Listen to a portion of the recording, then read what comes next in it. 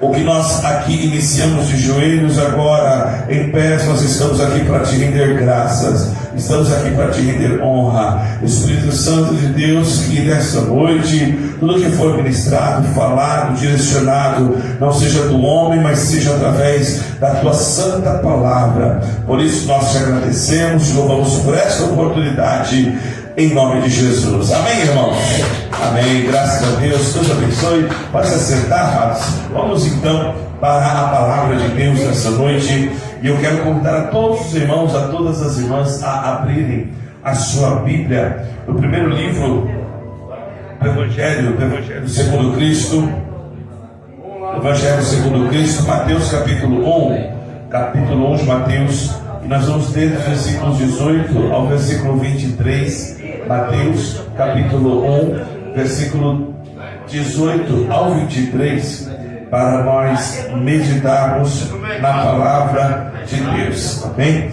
Mateus capítulo 1, versículo 18 ao 23. Amém? Abra a sua Bíblia, se você estiver com a revista, abra a revista também. Lição de número 4, para nós meditarmos. E hoje estaremos falando sobre o mistério. Hoje nós vamos ter que desvendar um mistério aqui. E todo mistério é mistério. Então nós vamos pela palavra do Senhor e entendermos hoje o mistério da encarnação de Cristo. O mistério da encarnação de Cristo. Então vamos ler a palavra do Senhor em Mateus capítulo 1. E nós vamos ler do versículo de número 18 até o versículo 23. Eu vou ler o 18, aí vocês o 19, e aí nós vamos até o 23. Diz assim: Ora, o nascimento de Jesus Cristo foi assim. Estando Maria, sua mãe, desposada com José, antes que se ajuntarem, achou-se ter concebido do Espírito Santo. O 19. Então José, seu marido, como era justo e ele não queria infamar, intentou deixá-la secretamente. E projetando ele isso, eis que em sonho lhe apareceu um anjo do Senhor, dizendo: José, filho de Davi, não temas receber a Maria, tua mulher, porque o que nela está gerado é do Espírito Santo. E ela dará à luz um filho, e lhe porás o nome de Jesus, porque ele salvará o seu povo dos seus pecados. Tudo isso aconteceu para que se cumprisse o que foi dito da parte do Senhor pelo profeta, que diz: Eis que a Virgem conceberá e dará à luz um filho, e ele será chamado pelo nome de Emanuel, que significa Deus é conosco. Deus é conosco. Agora vamos lá, primeira carta de João, capítulo 4, versículo número 2.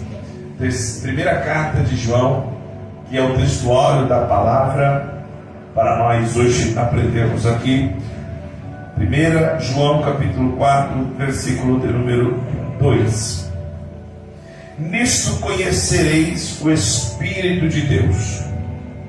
Todo espírito que confessa que Jesus Cristo veio em carne é de Deus. Amém.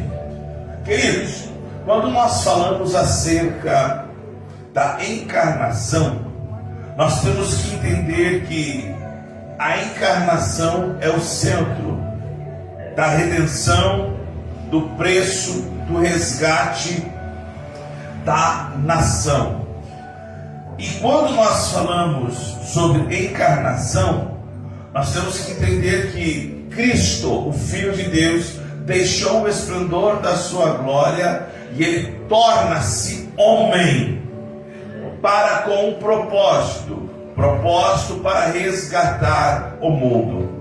E existe então uma sentença, algo que está ligado, que tem muita importância, que é justamente esta palavra, encarnação. E para nós entendermos a respeito da encarnação de Cristo, na carta de João que nós acabamos de ler aí, 1 João capítulo 4, versículo número 2, existe algo que nós precisamos se ater, até para nós entendermos sobre a encarnação. A Bíblia diz assim: nisto conhecereis o Espírito de Deus. todo espírito que confessa que Jesus Cristo veio em carne é de... Então, existem duas vezes a palavra espírito aí. A primeira vez está com letra maiúscula, que fala sobre o Espírito de Deus. E a segunda palavra, espírito, está em minúscula, representando o espírito do homem. Então, todo o espírito do homem, toda pessoa, toda criatura que confessa, que acredita, que crê, que defende, que testemunha que Jesus Cristo veio em carne, esta pessoa é de Deus. Então, para nós iniciarmos em relação ao estudo da encarnação de Cristo, nós temos que primeiramente crer, confessar, acreditar no que aconteceu. E o que aconteceu, pastor? Mateus, capítulo de número 1, dos versículos 18 ao 23, que Cristo, ele veio através de um milagre, de uma gestação que foge aos olhos humanos, algo que foi através do Espírito Santo de Deus. E quando nós falamos de encarnação, nós vamos entender aqui o conceito. E aí vamos lá um pouco para frente. A palavra e definição de encarnação, eu grifei aí, é o ato qual o Filho de Deus, Jesus Cristo, tornou-se homem sem deixar de ser divino. Encarnação é o Deus Criador, ele, através do Filho, ele se encarna, ele se torna um homem, porém sem perder a sua divindade. E para quê?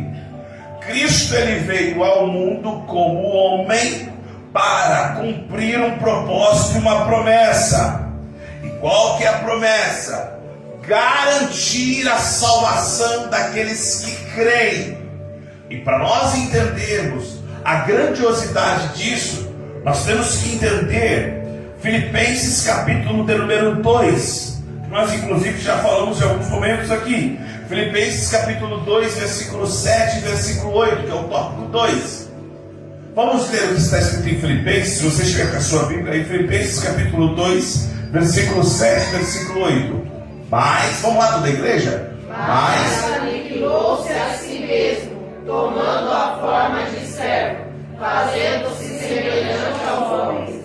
E achando na forma de homem, humilhou-se a si mesmo, sendo obediente até a morte e morte de cruz. Então vamos lá.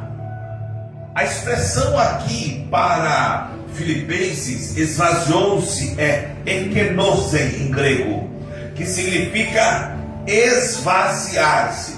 A encarnação de Cristo, Deus se tornando homem através do Filho, Cristo se tornando homem, encarnando carne e osso, sem perder as suas características, tem que ser algo que, por mais que nós tentamos explicar aqui, o mistério da encarnação é algo que não existe algo que possa ser falado assim, é isso, dá para se explicar. Não, porque o mistério da encarnação é o próprio Deus se esvaziando, é o próprio Deus se aniquilando, é o próprio Deus, como a palavra de Deus diz, ele se humilha. E a encarnação, ela tem um propósito, se é salvar a humanidade, aqueles que creem em Deus. Nós temos que entender que Deus, e eu gosto de falar isso com a boca cheia, Deus não precisa provar mais nada para ninguém. Deus, ao enviar o seu único filho como homem, ele já deixou bem claro o amor, a piedade, a misericórdia, a bondade que ele tem para o ser humano, a ponto de esvaziar-se. E aqui a palavra descreve que Jesus voluntariamente deixou a sua glória. Jesus, ele voluntariamente deixou o lugar de glória para trocar por um lugar de cruz, de sofrimento, de preço muito alto. E qual que era o propósito, pastor? A redenção da humanidade. Porque se era necessário Cristo pagar o preço, porque esse foi o preço de sangue, Deus, ele poderia, dentro da sua forma grandiosa, insondável, ele poderia, por exemplo, no estalar de dedos, resolver a situação. Mas, como ele vela pela sua palavra, Deus então faz questão de cumprir a sua promessa no detalhe. E qual que é o detalhe, pastor? Viria como um homem, como carne. E como agora pode um Deus tremendo se assemelhar com a sua criatura, com o homem? E aí nós vamos entender alguns propósitos para que isso acontecesse. 1.3, isso nós temos que crer, isso nós temos que defender, por mais que existem ainda muitas teses aí fora que falam que isso não aconteceu, mas nós cremos na Bíblia, porque a palavra de Deus diz: o Espírito que testifica, que confirma, que crê que Cristo veio em carne, esse é de Deus. Então vamos lá, a 1.3, o nascimento virginal de Cristo. Isaías no capítulo 7, versículo número 14, ele vai profetizar acerca que Cristo nasceria de uma virgem. Portanto, mesmo o Senhor vos dará um sinal, e eis que uma virgem conceberá, e dará à luz um filho, e será o seu nome Emanuel, que significa Deus conosco. Então vamos lá, Cristo, o seu nascimento é algo que para a medicina já choca, já chama a atenção, porque agora uma mulher virgem estará se engravidando da obra do Espírito Santo. Então a profecia é essa, para que o homem pudesse ser, para que Cristo pudesse vir como homem na terra, através de uma virgem, através de Maria. Isso vai se cumprir em Lucas capítulo 1, versículo de número 34. Então nós cremos que Cristo veio concebido de Maria, através da atuação milagrosa do Espírito Santo de Deus. E disse Maria ao anjo: como se fará isto, visto que não conheço varão? E aí nós entendemos o poder e o milagre do Senhor Deus. Por quê? Porque nós entendemos que Cristo vindo da obra do Espírito Santo, a sua natureza seria divina, sim, mas ele também, nascido de mulher, ele teria uma natureza humana, sem perder a divina. Até aqui, amém? Amém. Vamos lá? Já vou dar o spoiler. Daqui a pouco vai esquentar. A natureza humana de Jesus Cristo. 1.4. Jesus tornou-se homem. Isso a Bíblia deixa claro, evidência. E não só a Bíblia, hoje existem inclusive provas arqueológicas que Cristo ele esteve nesta terra. E a Bíblia diz bem claro que ele, como homem, foi tentado, mas não pecou. Hebreus capítulo 4, versículo de número 15. Isso aqui é lindo, esse versículo. Vamos lá, o que está escrito aí, irmãos? Porque não temos um sumo sacerdote que não possa compadecer-se das nossas fraquezas, porém um que, como nós, em tudo foi tentado, mas sem pecado. Aleluia! Cristo, ele como homem. Então se alguém falar assim: pastor, Cristo ele veio nessa terra e em tudo ele foi tentado. Sim. Se a palavra de Deus deixa claro que em tudo. E por que Cristo? Agora vamos lá. Por que Cristo? E aí existe a explicação da encarnação. É Deus se transformando em homem. É o Criador se assemelhando à criatura. E por que, pastor? Para que todos aqueles que crescem nesta obra da encarnação pudesse entender que, como homem, ele foi tentado, mas como homem, ele não pecou. Então, o que Cristo veio fazer aqui na terra foi justamente mostrar para nós que quando, por exemplo, nós choramos porque estamos amargurados, quando alguém levanta algum falso, quando nós sofremos perseguições, quando nós somos tentados por causa da corrupção do mundo, pelos pratos de lentilha aí fora, quando nós somos tentados por aquilo que aparentemente para a carne é desejável, é agradável, nós temos que entender que Cristo passou pelas mesmas situações e Ele é um exemplo para nós. Por isso, a beleza da encarnação de Cristo na terra,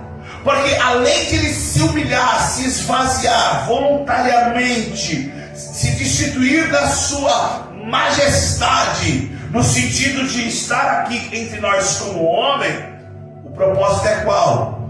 Pastor, por que nós oramos assim? No final da oração, qual que é a expressão que nós oramos? Em nome de...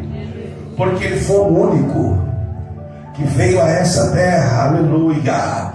E quando nós falamos em nome de Jesus, por quê? Porque Ele foi o único que como homem foi tentado. Então quando nós falamos assim, Deus, eu estou fraco, eu estou cansado, eu estou fadigado, Senhor, hoje eu estou com vontade de largar tudo. Cristo foi tentado em tudo isso, e glória seja dada ao nome dele. Ele não pecou, e é pelo fato que ele não pecou, eu tenho que abrir a minha boca cheia na oração e dizer: Senhor meu Deus, em nome de Jesus eu venho a Ti, porque foi Ele que sofreu por mim, Ele me deu um exemplo, e eu creio que como carne Ele veio, habitou entre nós, e nós vimos a Sua glória.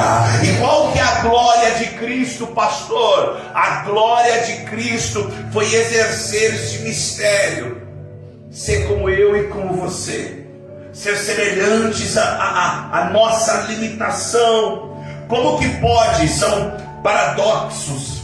Como que pode Jesus olhar para uma mulher samaritana no Evangelho de João capítulo 4 e dizer para ela que Ele tinha uma água viva, Ele era a fonte? Quando na festa Ele abre a boca no último dia e disse: quem tiver sede, venha a mim e beba. E como que pode lá na cruz do Calvário Ele abrir a boca e dizer: eu tenho sede? Como que pode o nosso Cristo Ele olhar num barco com ondas, ventos se levantando, e com a forte voz abrir a boca e dizer: aquieta-te vento, acalma-te mar? E lá no Getsemane Ele abrir a sua boca e falar: Pai, se possível passa de mim esse cálice. E eu aprendi com um pastor, e eu não tem coisas que nós não esquecemos, irmãos. Eu sou apaixonado pela palavra, eu sou apaixonado pelas histórias de Cristo. Eu me emociono quando Cristo, por exemplo, Ele aquieta o mar, ele faz com que o vento se acalme. Eu deliro quando eu vejo Jesus andando sobre as águas, o poder sobre a natureza. Quando Jesus Ele chegava no cego e o cego enxergava. Quando Jesus, alguém tocava nele e era curado. Isso é motivo para glorificar a Ele. Mas o que mais me chama a atenção é quando Jesus Ele demonstra a sua humanidade. É quando Ele olha e fala assim: gente, eu estou cansado, eu vou descansar um pouquinho. Gente, quando Ele vê a situação de Lázaro, Ele vai chorar. Ou seja, a humanidade que Jesus me mostra. Aí no capítulo, aí nós vamos lá para o tópico de número 2. que Cristo ele viveu entre os homens e como homem ele demonstrou o seu amor revelador para cada pessoa. Ou seja, na medida que Cristo ele era humano, se demonstrava humano, ele aproximava muito mais as pessoas para ele. A Bíblia diz em Romanos capítulo de número 8, versículo de número 3. Vamos, o que está escrito aí? Me ajuda aí, vamos lá? Portanto, o que era impossível a lei, visto como estava enferma pela carne, Deus enviando o seu Filho em semelhança da carne do pecado, pelo pecado condenou o pecado na carne. Esse versículo parece como que se fala? É um trava-língua. Vocês entenderam esse versículo? Pela lei era impossível alguém poder se chegar a Deus pela lei. Por quê? Porque mediante as 613, agora me fala, 613 leis, tinha que se cumprir as 613. Se não for 613, você está em 600. 613. 613. Ou seja, a pessoa tinha que cumprir todas essas. E não havia alguém. E o que acontece? Cristo, quando ele encarna, ele é gerado, ele nasce sob a lei. E ele teria que cumprir a lei. Porque a lei naquela época que Cristo estava ali, ela estava enferma. E essa expressão enferma pela carne é porque os homens, os religiosos, pegavam o Torá, a lei, os saduceus, os escribas, os fariseus, eles pegavam a lei e manipulavam ela de forma, já que o povo não tinha acesso, eles, como que eu posso dizer, eles deixavam confortável para eles, mas pesavam no povo. É por isso que a primeira vez que Jesus vai no templo, o que Jesus faz? Ele chicota todo mundo lá. Ele vira a mesa. Por quê? O povo estava sendo manipulado. Então pela lei era impossível. Aí vem Deus, na sua eterna, maravilhosa, a Bíblia diz que são insondáveis os seus pensamentos. Ele envia a Cristo. E agora, para deixar todo mundo de cabelo de pé, todo mundo, os judeus, os religiosos, estão esperando o Filho de Deus. A promessa de Isaías: ele será Emanuel, Deus conosco, príncipe da paz. Alguém está pensando que Jesus vai vir como? Com batalhão, com cavalo, com exército. Aí vem Deus, vai lá no lugar, olha, um casal de noivo que nem casado era. Porque Deus faz isso, Ele complica para depois explicar. Deus, Ele age assim. Casal de noivo, olha para a menina, Gabriel, vai lá, fala para ela aqui se ela deseja, se ela aceita. Maria, bem intenções vós, eu aceito, seja feita a tua vontade. Então fique em paz, a promessa vai vir de você. Aí a Bíblia diz que isso aqui é um tema para casais. A Bíblia diz assim: e José, sendo justo, não quis difamar a sua noiva. Se fosse nos dias de hoje. Bem, que? Estou grávida, sério? Mas nós não casamos? Não, e é do Espírito Santo. Acho que ia jogar lá nas redes sociais. É ia jogar, ia aparecer lá. A Bíblia diz: não quer difamar, hoje aparece. Ô Zé, fica de boa aí, meu amigo. Isso aqui não é coisa do homem, não. Aí, vai vendo. Quando Cristo vem, e há quem diga, né, que Jesus nasceu uma manjedoura, era pobre demais. Eu disse: não, tem que ler a Bíblia, porque eu nunca vi uma criança recém-nascida ganhar mirra, incenso e ouro. Ele ganha. Aí ele vem com 12 anos.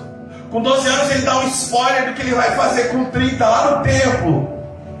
Os pais vão pensar que Jesus está lá no templo. Jesus sentado no meio dos PhD, dos religiosos, dos fariseus. E Jesus só falando das coisas básicas. Só abecedário. E os caras assim, como que pode uma criança falar desse jeito? Aí vem esse versículo: enviando seu filho em semelhança da carne, como homem, mas não pecador. Agora, olha só, pelo pecado condenou. Alguém explica isso para mim, por favor? Pelo pecado condenou. Alguém explica isso para mim? Alguém já leu esse versículo na Bíblia? Eu li isso essa semana. E aí? Não entendi muita coisa, né? Porque, como o vegetariano falou, é um trava-língua. Eu li essa semana. Quer ver uma coisa? Põe na NVI, vamos ver às vezes. Por isso que às vezes o pastor fala, só põe na versão tal, que fica às vezes mais lúcido, mais claro. Vamos ler a NVI, o que está escrito aí?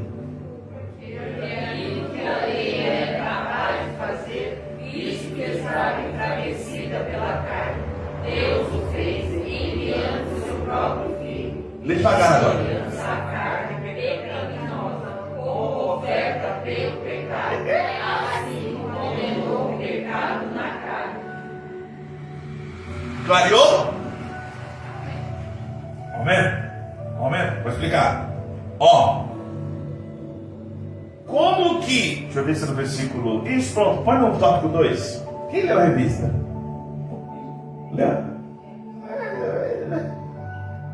O conceito de a morada de Deus entre os homens. Presta atenção nisso.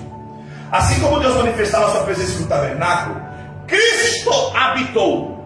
E a expressão é tabernaculou entre os homens. Então deixa eu explicar isso para vocês.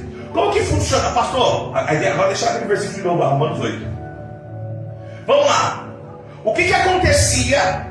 O que aconteceu lá em Gênesis? Adão e Eva desobedeceram, se esconderam atrás da moita, foi lá Deus. O que Deus fez depois que eles descobriram que eles estavam nus? A Bíblia diz que Deus então os cobriu com peles. Ali já estava apontando para algo. O que, Raíssa? Cobertura da vergonha. O que Adão e Eva, eles caíram no conto do inimigo. Se você comer, você será semelhante. Satanás tentou ser semelhante, não deu conta, se lascou. Como agora ele não quer estar condenado sozinho, ele vai e chega em quem? Em Eva, que chega em Adão. E qual que era a proposta? Vai ser semelhante. Eles não deram conta. Como não deram conta, para Satanás, condenação. E para o homem? Cobertura. E o que Deus disse para o homem? Come de toda a árvore, porque quando você comer, tu vai morrer. O que aconteceu? A morte que Deus fala ali para Adão e Eva era uma morte de relacionamento com Deus, porque o homem nasceu para ter um relacionamento direto com Deus. Mas o pecado fez o quê? Colocou o quê? Uma barreira. Colocou uma espécie de obstáculo. Por isso que Deus falou assim: a partir de agora, vocês estão fora, vocês não podem comer a árvore da vida, se comer, aí vai dar outro problema. Vai embora. E agora o homem, para se aproximar para Deus, tinha que fazer o quê? Sacrificar algo. Para quê, pastor? Para poder tentar chamar a atenção de Deus. Então, toda vez que agora, depois do pecado, que alguém quisesse falar com Deus, o que tinha que fazer? Imagina se fosse naquela época lá da lei, tá? Depois de Caim, Abel, teve o sacrifício, aí veio Abraão, aí Abraão fazia o holocausto, aí Deus chamou Isaac para Abraão entregar o seu filho. Ali é tudo Deus apontando. O quê? Então imagina assim, se fosse naquela época, cada um de nós que estamos aqui, cada um de nós, tá? Tinha que trazer, tipo assim, tinha que trazer, não tinha esse negócio, não vou trazer, então nem vinha. Já começa por aí. Tinha que trazer o quê? Algum tipo de sacrifício, oferta, que era um animal. E aquele animal representava o quê? Ele carrega os meus pecados, ele carrega as minhas maldições, as consequências do meu pecado. Então o que é feito? Era feita uma troca, substituição. Então se chegava, cada um de vocês tinha que chegar no sacerdote e trazer algum tipo de animal. Estou acompanhando a linha de raciocínio, amém?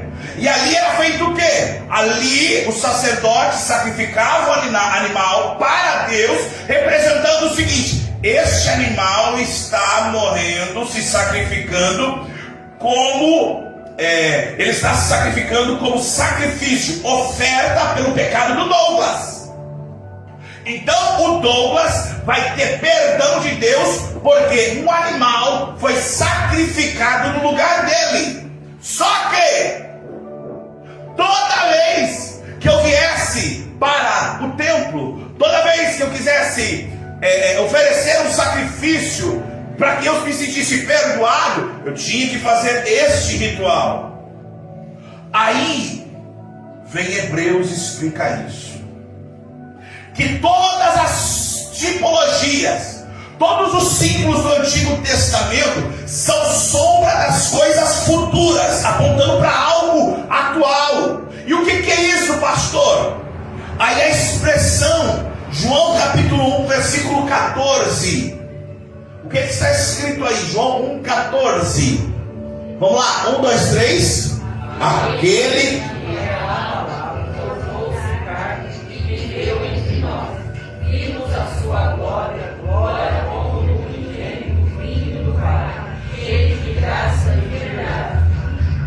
aquele que era Deus, aquele que é Deus, ele encarna como homem. Encarnando como homem, ele se faz semelhante à carne pecaminosa. Não é pecador, ele se transforma, ele se torna, ele se esvazia, ele vai descendo, e ele agora se torna servo. E como servo homem, ele vai ser obediente. E obediente, a Bíblia diz em Filipenses, até a morte de cruz. Cristo veio à terra, viveu como homem, e qual que era o propósito, pastor? Ser sacrificado. E não era somente pelo pecado de um povo, não era somente pelo pecado de uma nação. Irmão, se um homem, uma mulher, mediante as suas posses, ele vinha até o templo e trazia ou um cordeiro de até 1 ano, ou trazia, mediante a sua situação, ele comprava um par de pombinha, de rolinha, ele vinha e entregava por causa do seu pecado. Pensem comigo, o tamanho, o preço, o valor do sacrifício, da oferta que teria que ser por toda a humanidade.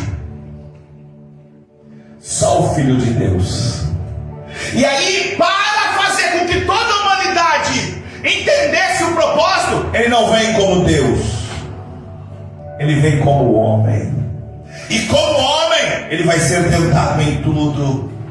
E como homem, ele vai se relacionar com os outros homens. E aí, quem é religioso, quem não discerne as coisas espirituais, o que vai fazer com Cristo? Vai condená-lo. Vai achar que ele está querendo se aparecer. Enquanto tem um montão de religioso criticando, julgando Jesus, Jesus vai atrás de quem? Dos necessitados, dos cegos, coxos, mancos, mentirosos, cobrador de imposto, de corintiano, enfim, vai atrás de todo mundo. E aí quando ele vai, as pessoas começam a ver nele o que não viam na religiosidade. E o que eles viam na religiosidade, pastor? Um exemplo. Chegaram para Jesus e falaram: ei, Jesus, acabamos de pegar essa mulher em adultério. E segundo a lei, estava enferma. Não que a palavra de Deus estava enferma, mas os homens pegavam a lei e manipulavam ela. E segundo a lei tem que apedrejar. Eles estavam certos? Estavam. Só que aí vem Jesus. E aí ele faz: então pelo pecado eu vou condenar o pecado. Quem não tem pecado, atira a primeira pedra. Aí começa: ei, peraí, alguém já viu? Aparece. Uma vez, mandaram os soldados irem atrás de Jesus para prender ele. Já leu na Bíblia? Aí, Jesus, quando os soldados chegam lá e vão prender Jesus, sabe o que Jesus estava fazendo? Conversando, proseando, falando dos assuntos do Pai. E os soldados só escutaram assim, falaram: vamos antes de prender, vamos só escutar esse cara aí. E Jesus começa a falar do quê? Do que ele é: amor. Do que ele é: compaixão, misericórdia, bondade, aleluia. Daqui a pouco os soldados voltam para o rei. Cadê o Jesus? Vai conhecer com ele. E por que não trouxeram? Ninguém fala como aquele homem. Os caras ficavam pirados. Teve um grandão religioso, que diferente de Jairo, que não teve medo de perder a sua patente na sinagoga, que se prostrou aos pés de Jesus, porque ninguém podia fazer isso. Um judeu se prostrar aos pés de um homem, ninguém podia fazer isso. Mas Jairo não, foi lá e se prostrou. Mas teve um. E tem muita gente que tem essa síndrome. Qual que é a síndrome, pastor? Síndrome de Nicodemos. Foi encontrar Jesus, sabe quando? Escondido de noite para ninguém ver. E achando que queria ganhar um ponto com Jesus. E ali nasce o versículo áureo da Bíblia. Não, Jesus, é porque eu sei que tu és bom, você és filho de Deus, e para lá Gundu, Jesus já deu na lata dele. Ô filho, faz o seguinte, para começar a conversar, nasce de novo. Quê? Eu vou voltar para o vento da minha... Não, Nicodemos, eu nem comecei a falar das coisas espirituais, Nicodemos. E você já não está entendendo? Ei, Nicodemos, o Filho de Deus, João capítulo de número... glória, aí eu começo a falar essas coisas, não, glória. João capítulo de número 3, vamos lá? Eu vou falar já.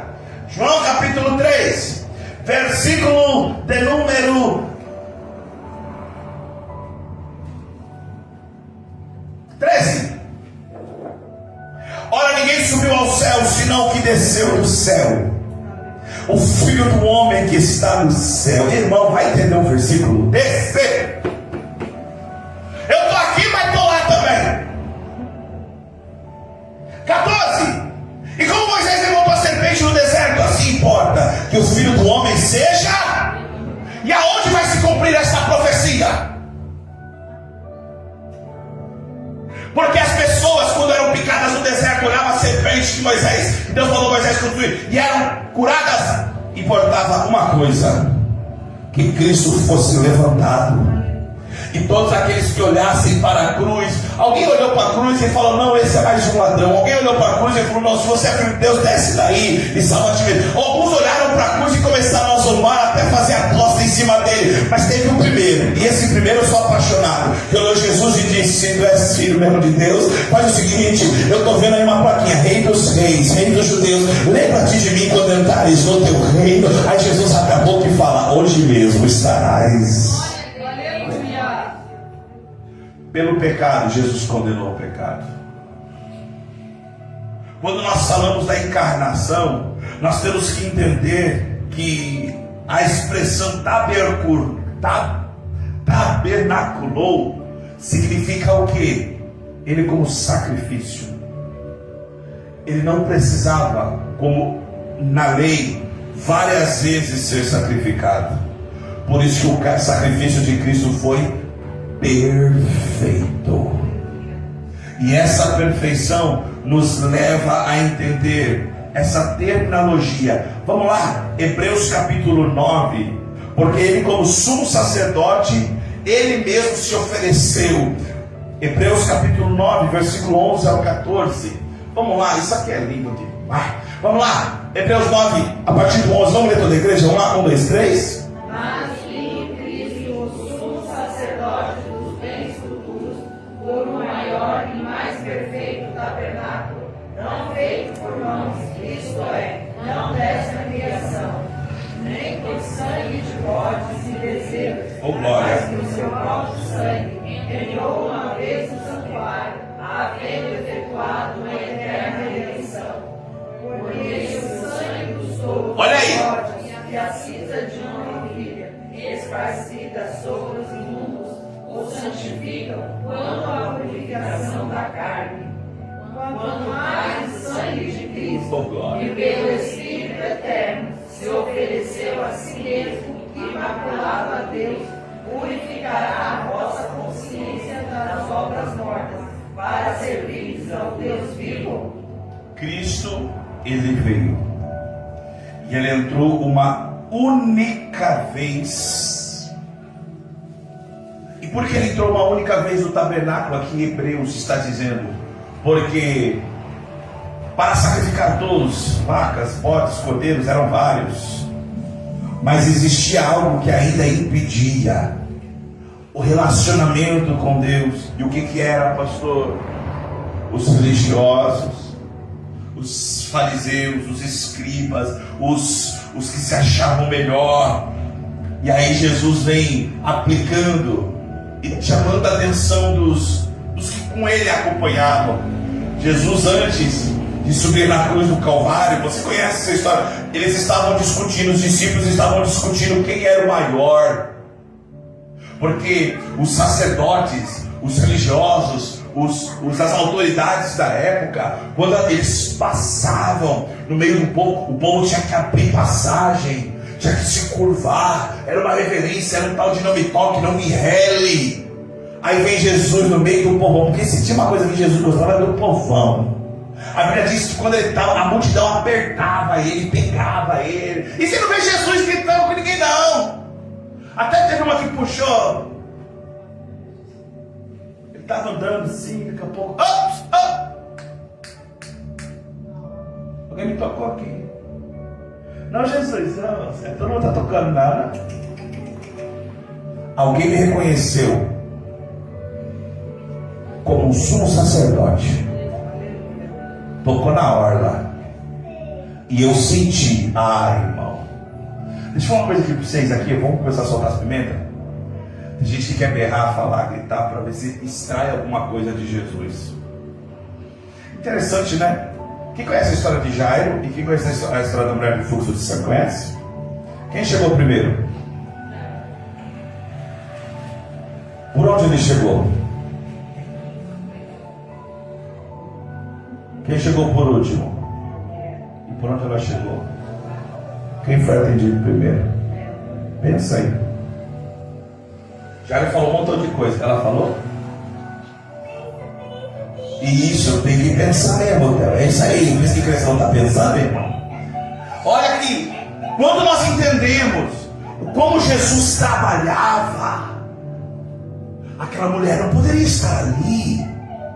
Aquela mulher tinha fluxo de sangue, ela não podia, perdeu tudo.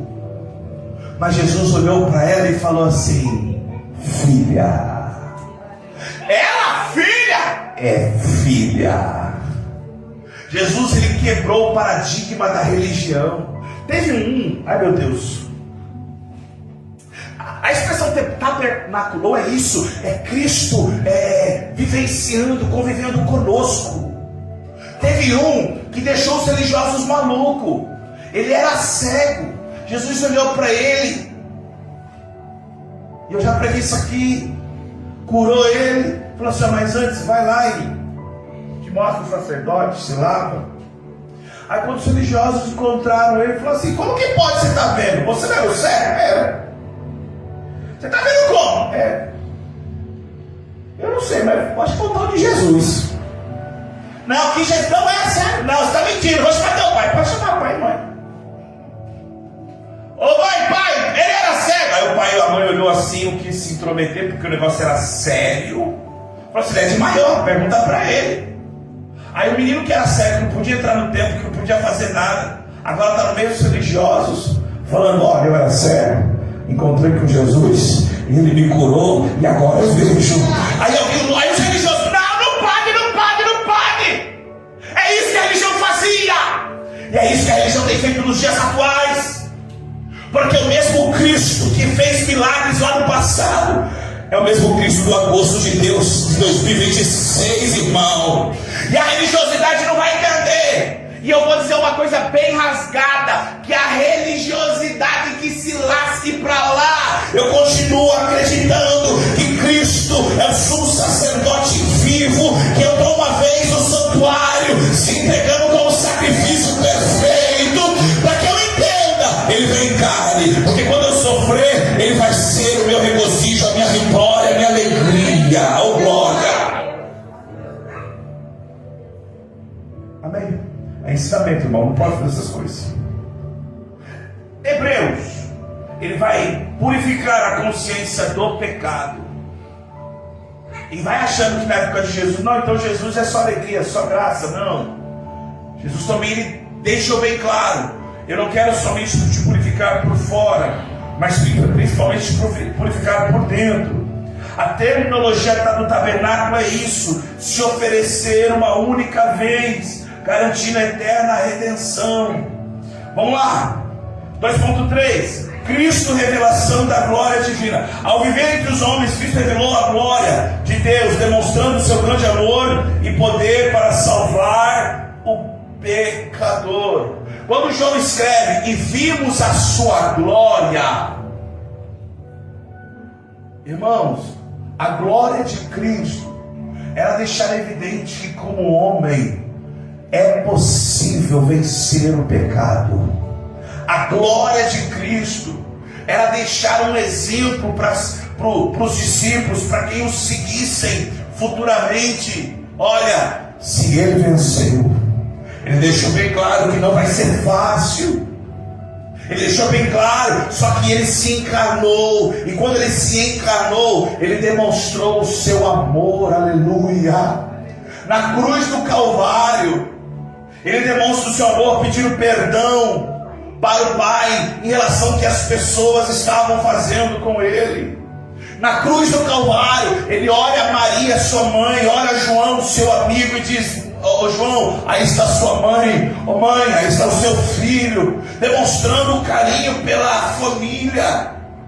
Jesus na cruz do Calvário, quando ele vê o Pai virado de costa, porque ali é o ápice do sacrifício vivo. O Pai virado de costa, Jesus abre a sua boca e ele fala o quê? Eli, Eli, lama sabachthani. E o que significa isso, Deus meu, por que me desamparaste? E quem está olhando ele não entendeu o que ele falou.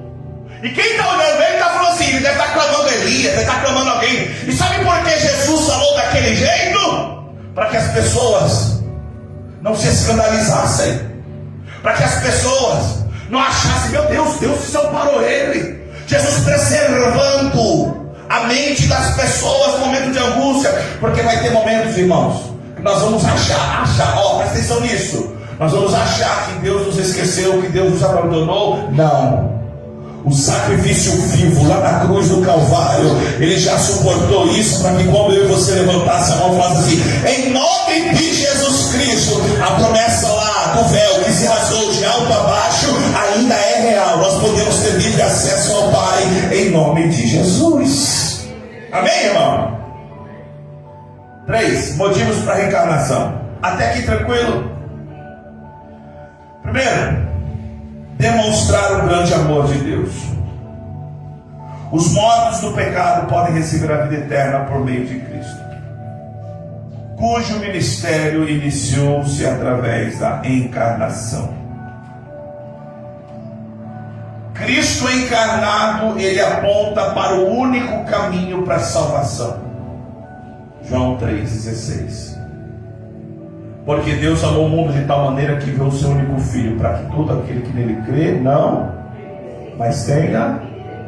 Então, para que eu não pereça, eu preciso crer. E crer em quê?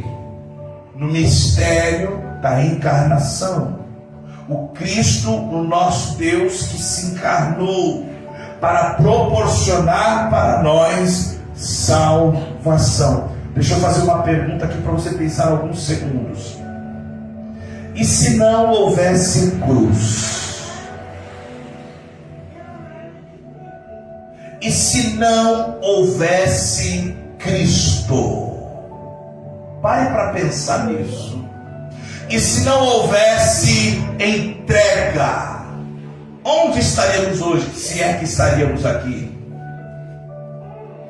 Por isso que entender e crer no Filho de Deus é entender que a promessa de Gênesis 3,15 ela foi cumprida na íntegra, e a promessa foi cumprida com um único e exclusivo propósito: de alcançar as pessoas que estão aqui, somente não, alcançar as pessoas que estão aqui no bairro de Jundiapeba, não, mas alcançar o mundo inteiro. Só basta uma coisa: todo aquele que nele crê, todo aquele que nele crê, todo quem crê no Senhor Jesus Cristo aqui, irmãos. Então é demonstrar o amor de Deus. Segunda coisa, por quê? A encarnação, pastor, 3.2, revelar o Pai à humanidade. Quando nós observamos João capítulo 1, versículo 18, Jesus está explicando acerca disso. Porque quem conhece o Filho, conhece o Pai. Deus nunca foi visto por ninguém. O Filho unigênito que está no seio do Pai, este o fez. É através de Cristo. Põe aí João capítulo de número 14, versículo, a partir do versículo 6. Evangelho de Jesus Cristo segundo João, versículo 14. Versículo, a partir do capítulo 14, a partir do versículo 6.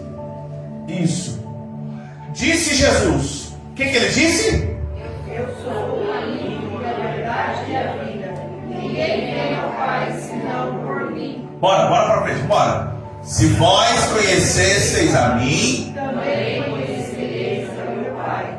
E já desde agora o conheceis e o tendes visto. Disse-lhe: Senhor. Mostra-nos o Pai, e nos faz. E aí? Jesus disse: estou Tanto tempo convosco e não me tendes conhecido, Filipe. Quem me vê a mim, Meu Deus. vê o Pai. E como dizes tu, mostra-nos o Pai. Olha o 10. Bora. Não crês tu que eu sou o Pai e que o Pai está em mim? As palavras que eu vos digo, não as digo de mim mesmo, mas o Pai que está em mim é quem faz as obras. Ô glória. Olha o 11. Vambora. Crede-me que sou o Pai e o o Pai Pai em mim. Crede-me ao menos por causa das mesmas obras. 12. Na verdade, Vos digo que aquele que crê em mim também fará as obras que eu faço, e as fará maiores do que essas, porque eu vou para meu Pai. aleluia.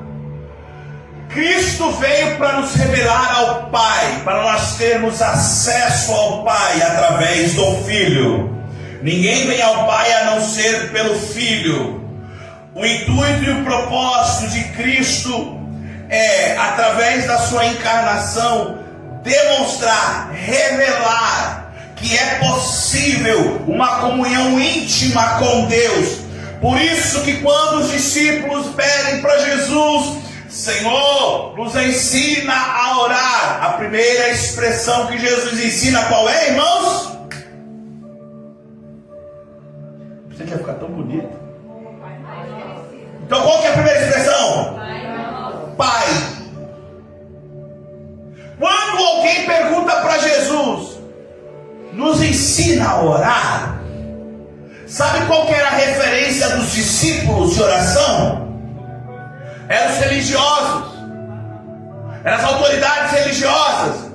Pararam no meio da praça, com o rosto meio, um semblante meio assim, sabe? Só para mostrar que está jejuando, que é o santo. Você conhece aquelas pessoas que querem mostrar uma santidade? Aí quando vai, dá licença, como vai pegar na mão? Dá para isso aqui. Assim, Você conhece? Já cruzou com alguém assim? Ou senão, quando vai falar com você, já olha para você e fala: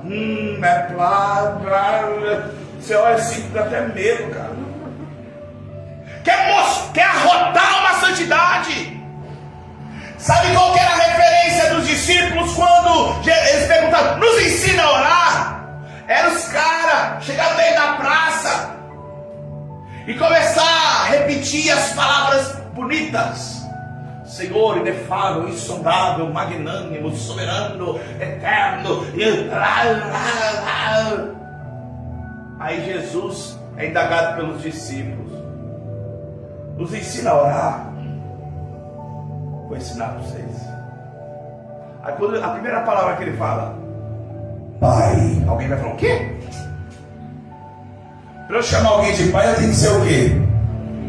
Para eu chamar alguém de pai, eu tenho que ser? O que Jesus está falando na primeira palavra da oração? Falar com Deus é relacionamento. Cristo veio nesse mundo para apresentar ao Pai. E aí, eu preciso que depois você leia a palavra de Deus em Êxodo. Quando o povo sai do Egito e agora vai ser instituído as leis, Deus vai falar com o povo. Sabe o que aconteceu? Deus chama o povo para estar perto do monte. Aí quando Deus se manifestava no monte, era relâmpago, era trovão, era buzina, era um barulheira. O povo olhou para Moisés e falou assim: Moisés, nós não vai falar com Deus, não. Olha aí, vai tu, fala tu por nós, porque se nós falarmos, morreremos, mas se tu falar por nós, podemos viver. Ali o povo falou o quê? Fica alguém entre nós e Deus. E Deus desde o começo estava falando: ô cabeção, eu não quero matar ninguém não, vem cá, vamos voltar à origem. Adão, então eu trocava ideia com Adão no final da tarde. Pensa só, conversa. Olha, que vai nem girafa, é girafa mesmo. O que você fez hoje? Hoje eu fui lá no mar, fui lá dar o nome dos peixes. Sério? Essas conversas. Aí o povo falou assim: não. Aí vem Cristo para voltar à origem. Está entendendo? Como que ora? Pai nosso. Peraí, não é só meu também? É de todo mundo? Peraí, todo mundo não. Só quem acredita que ele está no céu. E só quem acredita que o nome dele é santo. Santo. Sim, irmão. Enfim, ele ensinou o Pai Nosso. E aí, o propósito é revelar. 1 João capítulo 4, versículo 12. 1 João capítulo 4, versículo número 2. Já estou terminando já, tá, irmão? Deixa eu ver. Isso, já estou terminando. Meu Deus. O que está escrito aí? 1, 2, 3. Ninguém jamais viu a Deus se nós amamos uns aos outros. Deus está em nós, e em nós é perfeito o seu amor. Parece, mas não é, tá? Parece, mas não é. Pastor, eu quero ver uma partícula de Deus. Olha aí pro lado aí. Olha aí. Aí, ó. Tem uns que tem uma orelha mais vantajada, tem uns que tem uma barriguinha, uma cabeça, tem um cabelo que é para cima, outro para baixo, mas é Deus. A Bíblia diz que Ele nos fez semelhança. Aí vamos lá. Quando nós entendemos que é o propósito de Cristo encarnado era revelar o Pai, olha o propósito. 3.3: cumprir as promessas de sua vida como homem. A encarnação de Cristo cumpriu as profecias do Antigo Testamento. Existiam as promessas que ele viria. Isaías profetizou, Miqueias profetizou, Romanos. Existe a palavra profética.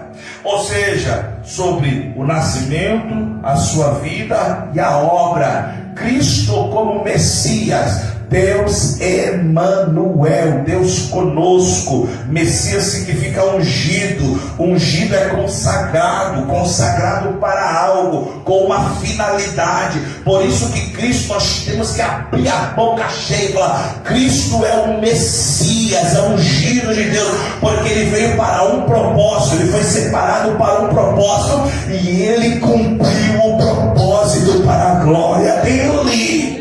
Ele veio cumprir as promessas. 3.4. Cristo tornou-se homem para morrer por causa do pecador. Cristo veio nessa terra, louvado seja o seu nome, não para os sãos, não para os bons, não para os melhores, mas para aqueles que entendem: eu preciso de um Salvador. No Evangelho de Marcos, o Evangelho de Jesus Cristo segundo Marcos, eu aprendi isso, eu estou me corrigindo. Nós temos lá falar o Evangelho de Marcos, o Evangelho de Mateus, o Evangelho de Lucas, mas não é o Evangelho de Lucas, é o Evangelho de Jesus Cristo segundo Lucas, é o Evangelho de Jesus Cristo segundo Mateus. Por isso que eu estou me corrigindo aqui. Vamos lá, Marcos capítulo 10, versículo 45. O que Jesus está dizendo aí? Porque o Filho do Homem também não veio para ser servido, mas para servir e dar a sua vida em resgate de muitos. Cristo veio para salvar. E quem tem o propósito de seguir a Cristo segue essas mesmas características. Não vim para servir na igreja. Eita glória. Não se escanda, não, chupa essa pimenta aí, chupa essa bala de pimenta com house aí, pronto. Crente, os membros aqui da DAF, crente que é crente, não vem para assistir culto. Quer assistir, assiste na sua casa, filme, jornal. Aqui não é lugar para assistir. Culto é para se participar. E quando você participa do culto, você serve. Olha, Paulo, que diga: você serve para quê aqui? Você serve para quê? Para que você serve? Eu sirvo para quê quando eu venho no culto? Cristo não veio para ser servido, mas para servir. Quando eu venho no culto, eu tenho que pelo menos servir para prestar o culto. Pastor, e como que era o culto antigamente? Lembra do sacrifício do animal? Cristo já não foi lá e tabernaculou por nós, não rasgou o véu. Eu não tinha direito, irmão. Imagina você em uma festa que você não tinha direito, e o dono da festa chegou e falou assim: eu pago o teu ingresso. Eu vou contar uma coisa para vocês que aconteceu muitos anos atrás. Aconteceu comigo enfim, eu queria muito ir num lugar e eu não podia ir, porque eu não tinha grana para ir.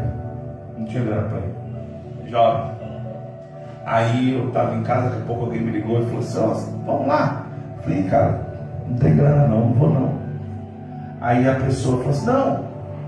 E eu comecei a dar um monte de desculpa, sabe? Porque eu não, né? Não dá. Aí daqui a pouco a pessoa falou assim: eu pago para você. Quando ela estava falando eu pago pra, eu já estava me trocando já. Falei: cara. E é interessante quando alguém paga a sua passagem, não é?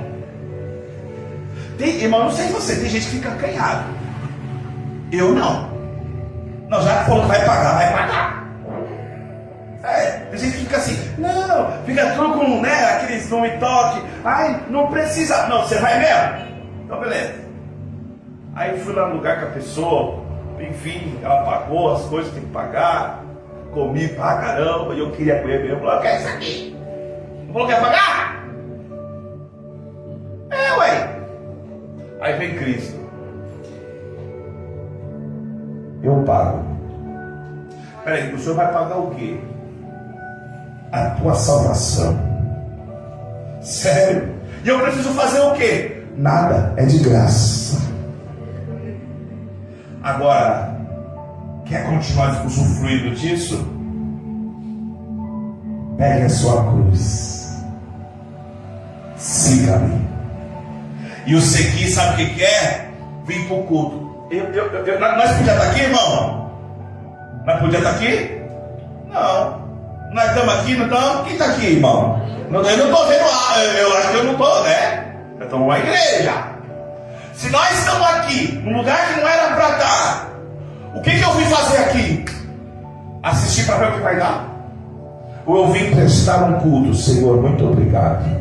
Te louvo, te agradeço. Senhor, talvez eu até falei, pensei o que não devia, mas eu te agradeço, eu estou aqui, eu te louvo. Oh, meu Deus, em nome de Jesus, eu estou na tua presença para te bendizer, para te adorar, para te agradecer. É isso que ele veio fazer. É por isso que o mundo, quem não crê na encarnação de Cristo, não entende que uma pessoa que outrora estava lá pecando, fazendo o que não devia, tinha uma vida de doido, porque na igreja é tudo cheio de ex alguma coisa.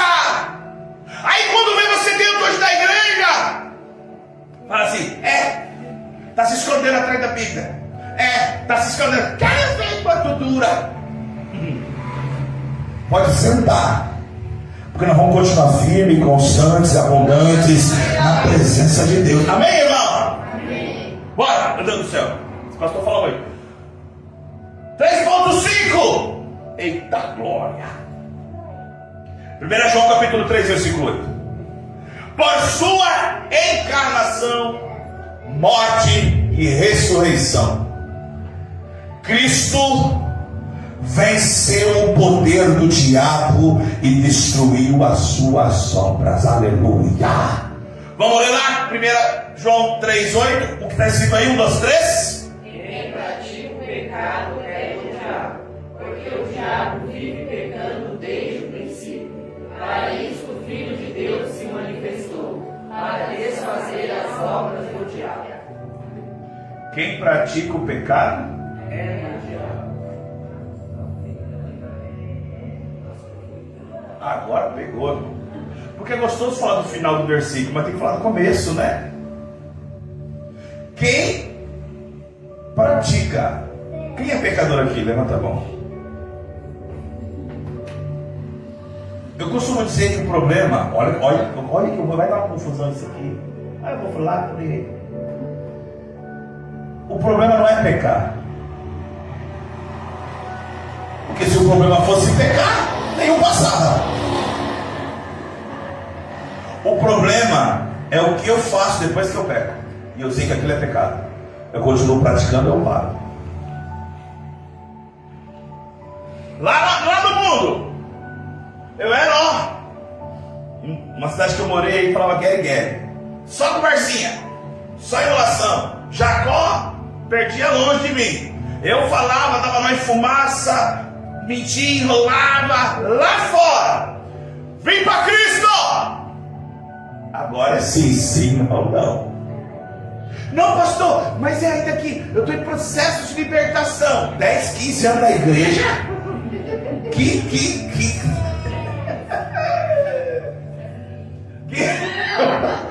Que processo é esse? Não, pastor, é que lá fora eu gostava de tomar uns negocinhos. Aí começa a vir essas fábulas, essas doutrinas de homens, doutrinas de demônio, doutrinas que não sei o que diz, a Bíblia diz, doutrina de Balaão, que é o quê? Não, se não for para se embriagar, pode. Não, você pode estar aqui na igreja, aleluia, e colocar as musiquinhas naquela, só uma folhinha com você, gente. Pode. Aí vem Paulo, nosso querido amigo Paulo, fala assim, tudo me é lícito. Porque aquele que pratica o pecado é de quem, irmão? Então, uma vez que eu sou de Cristo, eu não deixo de ser pecador, mas eu me torno um pecador consciente que eu não posso praticar mais, Por isso que uma vez na presença de Cristo, se mentia não mente mais, se fumava não fuma mais, se bebe não bebe mais, se era agressivo não é agressivo mais, enfim, fazia o que fazia, não faço mais, se enrolava os outros, não enrolo mais. Sabe por quê? Nós temos que entender que quem pratica o pecado, o que é praticar, irmão? É estar todo dia ali alimentando. Você vai lá para academia para ficar musculoso, então você fica ali, né? Chega uma hora que o seu corpo acostuma. Então aquilo que para você no começo era 10 quilos de bíceps, não é isso?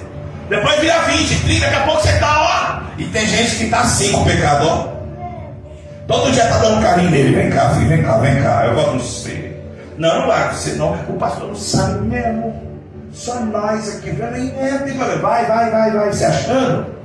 Porque naquele dia, não sou eu que digo, a Bíblia diz, está lá em Malaquias, naquele dia nós vamos saber a diferença do justo e do ímpio, daquele que faz e aquele que fala que faz, mas não faz nada. Mas vamos continuar com o versículo, senão o pastor vai ficar só nisso. 3 João, versículo 8. Então, se nós somos de Cristo, 1 João capítulo 3, versículo 8, ele veio para um propósito, e aqui é para glorificar o nome do Senhor. Para isto o Filho de Deus se manifestou. Para quê, irmão? Em outras traduções está assim: para destruir, destronar, acabar com as obras do diabo. E quais são as obras do diabo, pastor? Quais são as obras do diabo, pastor? Tudo aquilo que te afasta do propósito de Deus. É uma cilada que ele coloca para você. Aí vem Cristo, e ele não vem para ajeitar. Oh, aleluia. O Senhor Jesus Cristo, ele vem para vencer o diabo e destruir o pecado. Por isso que uma vez eu crendo na encarnação, no mistério da encarnação de Cristo, eu creio que qualquer levante do diabo, eu tenho Cristo, que como Deus veio nesta terra como homem para desfazer toda a obra do capeta, porque maior é Deus, maior é Cristo. Amém, irmão? A encarnação de Cristo foi essencial para o plano da redenção. A partir do momento que Cristo se torna homem, a sua influência, a sua vivência, as suas experiências, tudo aquilo que ele passou na terra nos revela. O amor, a glória, a sua morte, a sua ressurreição, Deus nos deu a oportunidade da reconciliação com Deus. E para um dia nós nos encontrarmos, irmãos, e eu encerro aqui, nós estamos mais perto do que imaginamos. Cristo está voltando. Sabe o que está me chamando a atenção? Eu falei essa semana para meus filhos. Gente, há 10, 15 anos atrás, era até piada você falar assim, terremoto ou o que eu não, tornado no Brasil. Não era? Isso acontecia, não era? Você percebeu o que está acontecendo? Está chegando. Esses dias bateu uma rajada de vento. Não foi? Eu falei para minha esposa, Ju, aí você começa a ver as pessoas que estão na Colômbia, pessoas que estão mais para o sul do país, sofrendo. Venezuela, a natureza está se levantando e Deus está falando. E a igreja? Mas a igreja será arrebatada. Nós vamos ficar atentos. Por isso que Cristo veio, para desfazer, porque não há obra do diabo maior do que a salvação de Cristo na nossa vida, maior do que Cristo tem propósito para as nossas vidas. Amém, queridos? Fique de pé em nome de Jesus. Aleluia. Vamos orar. Que esta palavra continue falando no teu coração. Que você creia no mistério da encarnação. Pastor, como se explicar nos mínimos detalhes, como que foi, Não adianta entrar nisso porque é mistério. E mistério, as coisas ocultas serão reveladas no dia que nós estivermos lá na glória com o Pai. Vamos orar. Senhor, meu Deus, meu Pai, muito obrigado, te agradeço, te louvo por esta oportunidade, pelos meus irmãos, as minhas irmãs, cada pessoa que veio aqui, Senhor, por isso eu creio. Continua, Senhor, fazendo a tua vontade, falando conosco, cada pessoa que está aqui, aqueles que assistirão futuramente, Senhor, seja feita a tua vontade. Nós cremos, Senhor, que tu, Cristo, veio como homem, veio como carne, para restaurar, para salvar aquilo que estava perdido. Por isso te agradecemos e te louvamos em nome de Jesus.